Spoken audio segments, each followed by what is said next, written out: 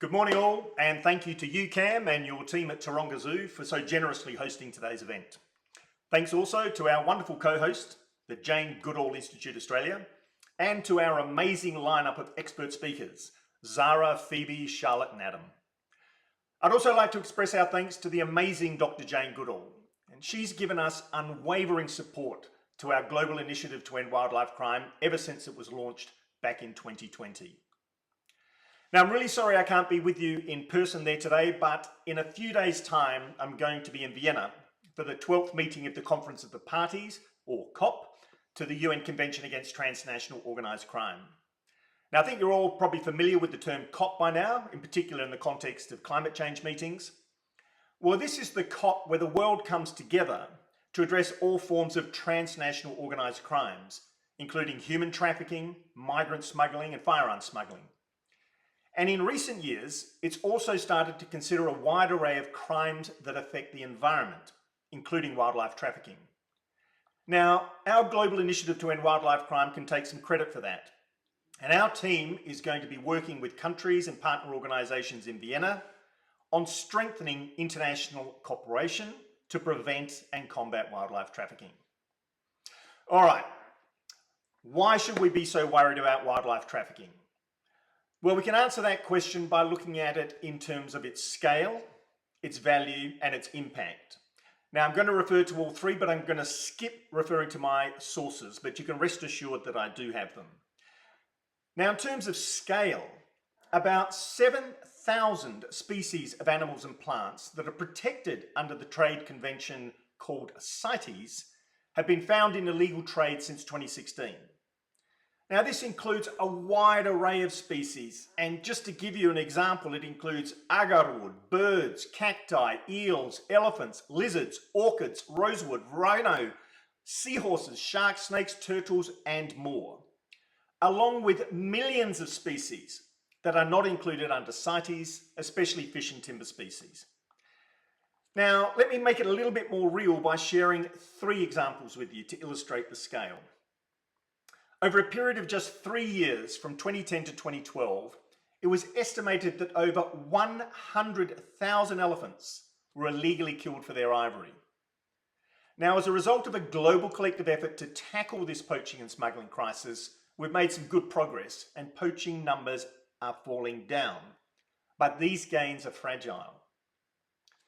Now, the pangolin's natural defense mechanism is to roll into a ball. And this works really well against lions and other predators. But sadly, it makes them easier for poachers to collect. And they kill as many as 200,000 pangolins every year for their meat and for their scales. Now, all 8 species of pangolin are now endangered. The ploughshare tortoise and the radiated tortoise are both endemic to Madagascar. Now, these species have been targeted by the exotic pet trade, and they've been seized as far away as Thailand, India, and the Netherlands. And this illicit demand has pushed these species to the brink of extinction, and there are only 400 ploughshare tortoises left in the wild. Now, in terms of value, if one includes all of the species of wild animals and plants that are being trafficked, the value of the contraband is estimated at a massive $200 billion each year. Now, that's the monetary value of the contraband, and it makes this one of the most lucrative organised crimes on the planet. And in terms of impact, the value of the impact of these crimes is estimated at a staggering figure of between $1 to $2 trillion a year. Now, why is that? Well, that's because when you strip an ecosystem of its wild animals, plants and fungi, it becomes degraded and it doesn't provide the services that it once did. Wildlife trafficking degrades an ecosystem and its ability to sequester carbon, produce fresh water, and it also undermines nature-based tourism. You know, in fact, depleting an ecosystem of its wildlife populations can flip it from being a carbon sink to a carbon source. And these crimes also have consequences for biodiversity markets, and this is something you've been discussing this week, as well as for carbon markets. Now, these are still emerging markets and they carry a variety of risk.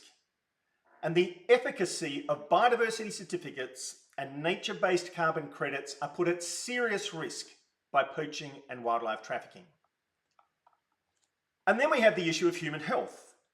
When pathogens spill over from wild animals to people, it can lead to a pandemic. And we've seen this with HIV, Ebola, SARS, and MERS. And recent scientific reports confirm that wildlife was the most likely origin of COVID-19.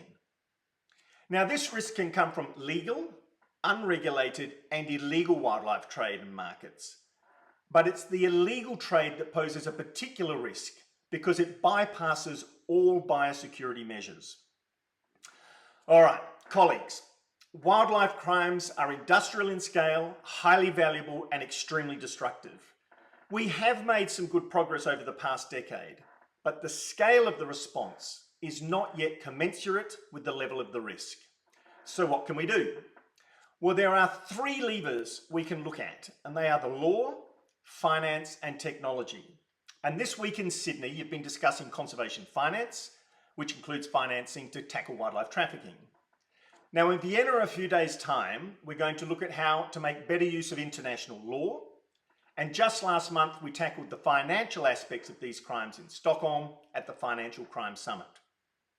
Today, in Taronga, we are focused on deploying the best available technology to tackle wildlife trafficking. And this can be a game changer. And you'll hear from that and why it can be a game changer from our extraordinary lineup of experts who you're going to hear from shortly. I'd like to conclude by repeating something that I said when I was with you last year. And that is that our generous host Taronga represents what a 21st century zoo should look like. It's a conservation centre and it does exceptional work, including to combat wildlife trafficking. And we are delighted to have it as one of our international champions. Thank you for taking the time to join us this morning, and back to you, Cam.